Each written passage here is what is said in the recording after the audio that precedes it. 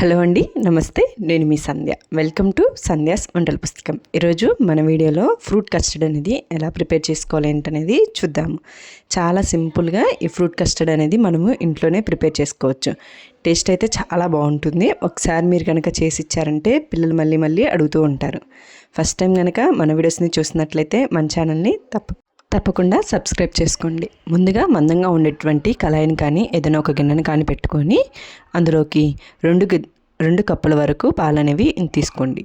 ఈ విధంగా పాలనేవి తీసుకున్న తర్వాత పాలనేవి బాగా కాగనివ్వాలి. ఇప్పుడు ఇంకొక అరకప్పు వరకు పాలనేవి తీసుకోవాలి. ఈ విధంగా పాలనేవి కాగిపోయేలోపు మనం ఒక చిన్న గిన్నెలోకి 2 టేబుల్ స్పూన్ల వరకు కస్టర్డ్ పౌడర్ని తీసుకోవాలి. నేను ఇక్కడ వెనిలా ఫ్లేవర్ కస్టర్డ్ పౌడర్నే యాడ్ చేసేసుకుంటున్నాను. ఇంకా మనం ఎటువంటి ఫ్లేవర్స్ అనేవి యాడ్ చేయాల్సిన అవసరం లేదు. మనం తీసుకున్న అరకప్పు పాలని కొంచెంగా యాడ్ చేసుకుంటూ ఈ విధంగా ఉండలు లేకుండా కలుపుకోవాలి. ఇలా కలుపుకున్న దాన్ని పక్కన పెట్టేసుకోండి.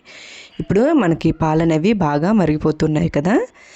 మనం ఇలాగా కలదిప్పుకుంటూ పైన తెట్ట అనేది కట్టకుండా మనము ఈ పాలని బాగా మరిగించుకోవాలి. మనం తీసుకున్న 2 కప్పులకి అరకప్పు వరకు పంచదారని యాడ్ చేసేసుకోండి.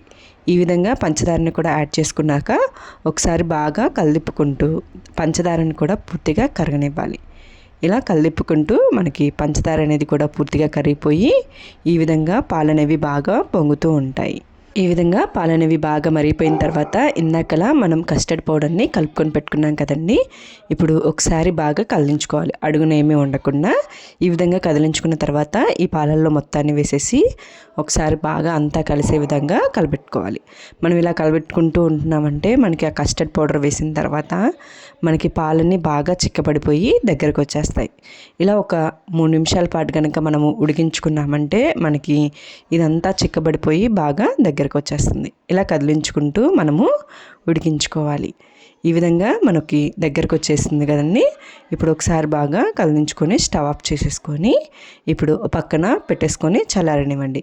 ఇది కొంచెం చల్లారేలోపు మనం ఇక్కడ సేమ్యాని ప్రిపేర్ చేసేసుకుందాము. ఇప్పుడు స్టవ్ మీద ఇంకొక కళాయి పెట్టుకొని అందులోకి 1 స్పూన్ వరకు నెయ్యి అనేది వేసేసుకొని నెయ్యి కొంచెం హీట్ అయిన తర్వాత 1/4 కప్ వరకు సేమ్యాలని తీసేసుకోండి. ఈ విధంగా సేమ్యాలని యాడ్ చేసుకున్న తర్వాత ఇవన్నీ కొంచెం కలర్ చేంజ్ అయ్యేంత వరకు మనము ఫ్రై చేసేసుకోవాలి. ఇక్కడ నాకు సేమ్యా అనేవి బ్రౌన్ కలర్కి వచ్చేసాయి. ఇప్పుడు మనం ఏ కప్తో అయితే మనం సేమ్యా తీసుకున్నామో అదే కప్ తోటి 1 కప్ వరకు వాటర్ని యాడ్ చేసేసుకోండి. ఇలా వాటర్ని యాడ్ చేసుకున్న తర్వాత సేమ్యాని బాగా ఉడకనివ్వాలి. ఇలా కలిపుకుంటూ సేమ్యా అనేది బాగా ఉడికించుకోవాలి.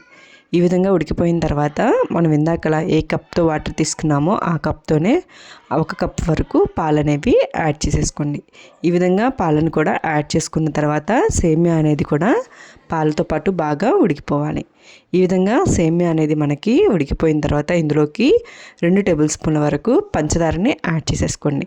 ఆల్రెడీ మనము ఇందాకల కస్టర్డ్లో యాడ్ చేసుకున్నాం కాబట్టి ఇందులో కొంచెం యాడ్ చేసుకుంటే సరిపోతుంది. ఈ విధంగా పంచదారని యాడ్ చేసుకొని పంచదార కూడా పూర్తిగా కరిగిపోయిన తర్వాత స్టవ్ ఆఫ్ చేసుకొని మనం ఇందాకలా ఉడికించి పెట్టుకున్నటువంటి కస్టర్డ్ దాంట్లోకి ఈ సేమ్యాలని వేసేసుకోవాలి. ఈ విధంగా సేమ్యా మొత్తాన్ని కూడా వేసేసుకున్న తర్వాత ఒకసారిగా మనకి అంతా బాగా కలిసే విధంగా కలబెట్టేసుకోవాలి.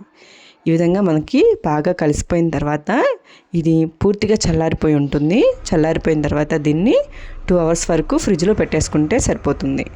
ఈ విధంగా ఈలోపు మనము ఎప్పుడైతే తినాలి అనుకుంటున్నామో ఆ టైంలో మనము ఫ్రిడ్జ్లో నుంచి తీసేసి బయట పెట్టేసుకున్నప్పుడు మనకు కావాల్సిన ఫ్రూట్స్ అన్నిటినీ కూడా తీసేసుకొని వీటిని సన్న పీసెస్ లాగా కట్ చేసేసుకోవాలి.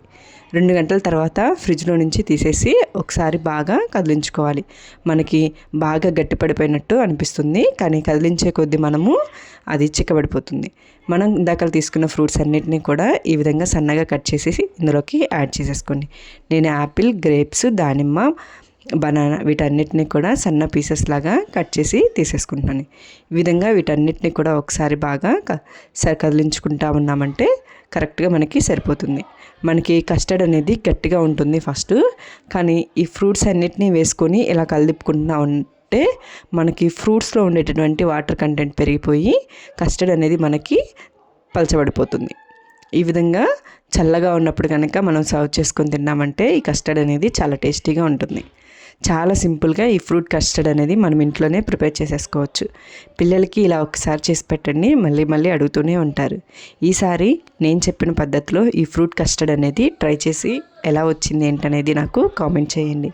మీకు కనుక నచ్చినట్లయితే లైక్ చేయండి, షేర్ చేయండి. మరిన్ని వీడియోస్ కోసం మన ఛానల్ని తప్పకుండా సబ్స్క్రైబ్ చేసుకోండి. Thank you for watching.